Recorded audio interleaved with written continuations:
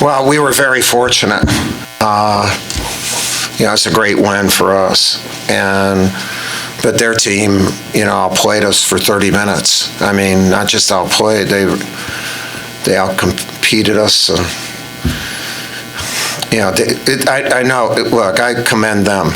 They probably were more deserving of winning, but in the last 10 minutes, we were spectacular. And in order to overcome that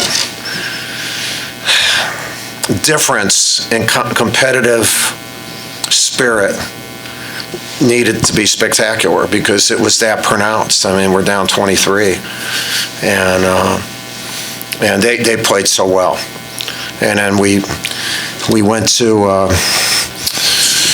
our 2-2-1, and we felt that might help us, before the game. But Jordan Goldwire really helped us. We had two guards up there that really put a lot of pressure, and then Zion played the last part of the game with 4 fouls and played it great. And Cam hit dagger shots, and we did enough to overcome really not just a point deficit, but an effort and competitive deficit. Again, there's not a value there, but you could see it, obviously. I mean, I saw it, and we won. But the last 10 minutes, we were spectacular.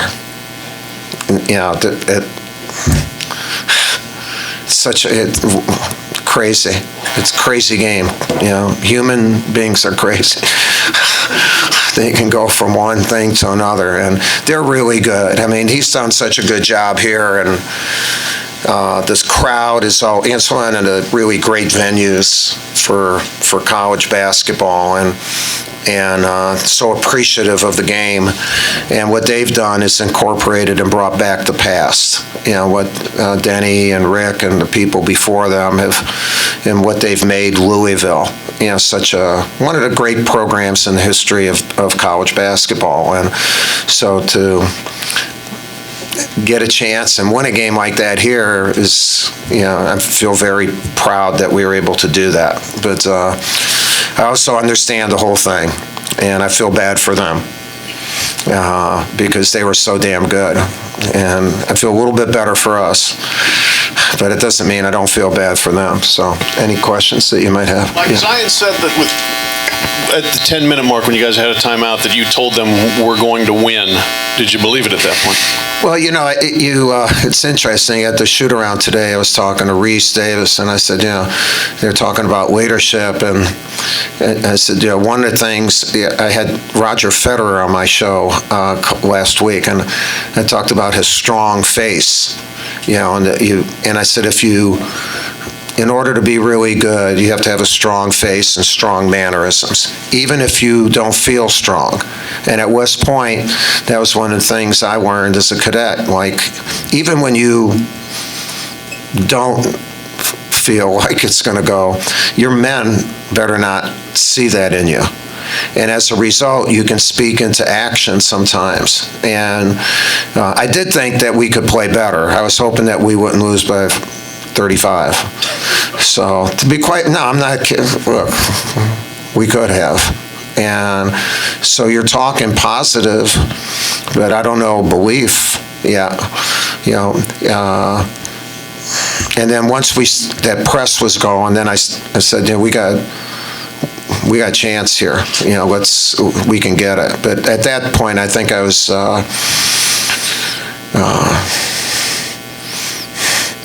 I may have been telling him a lie, but as a cadet, it would be social honor. It wasn't real. It was something I needed to do.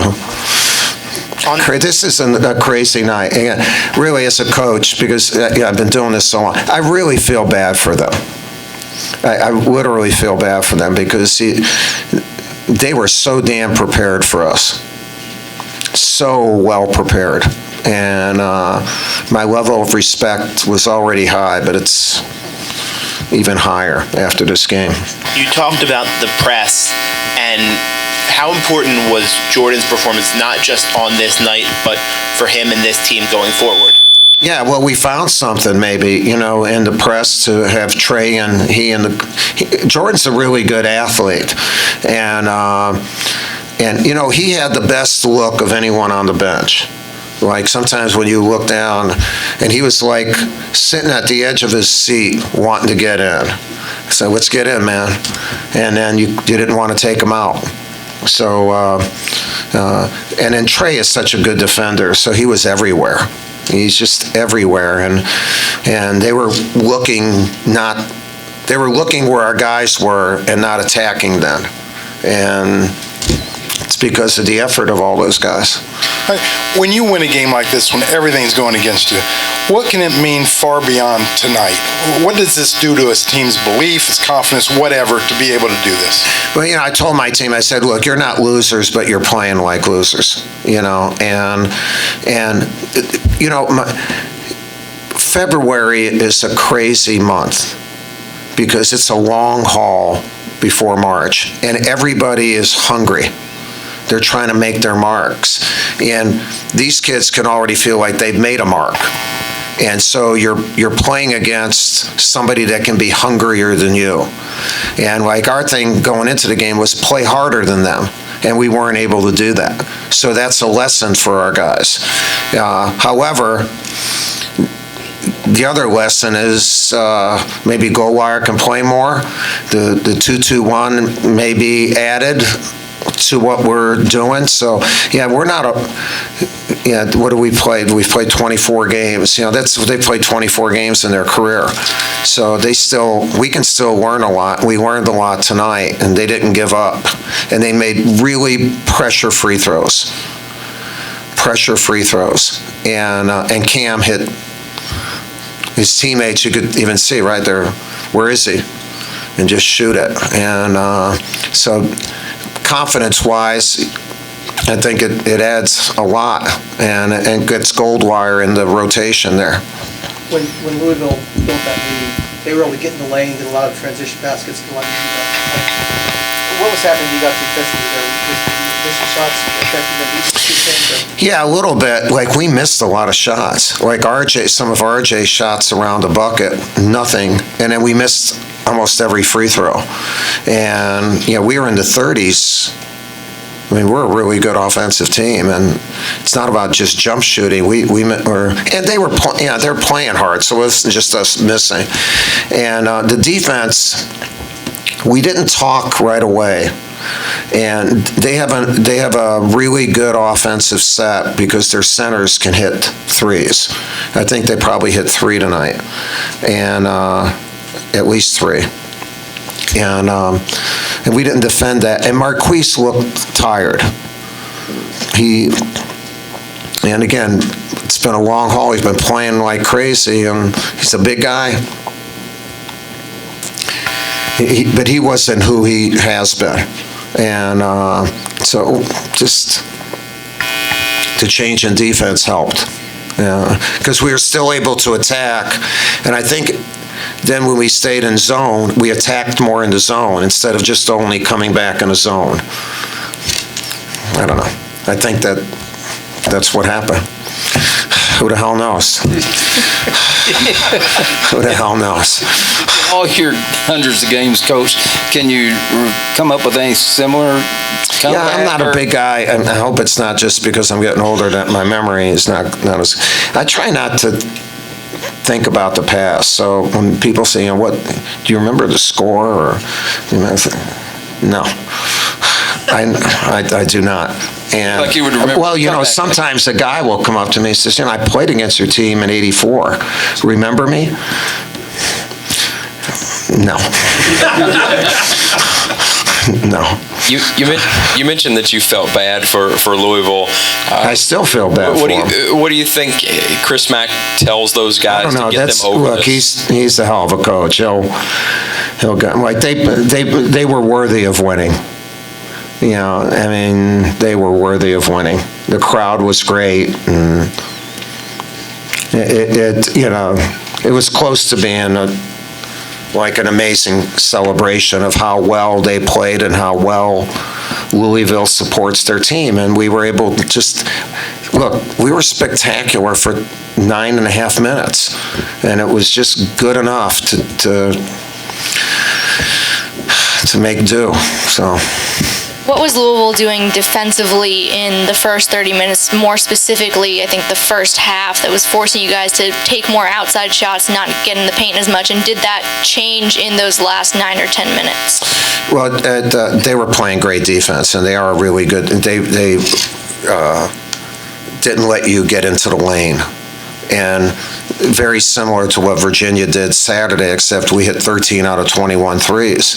On Saturday, we didn't hit anything. And then I thought panic is not the right word, but we lost confidence.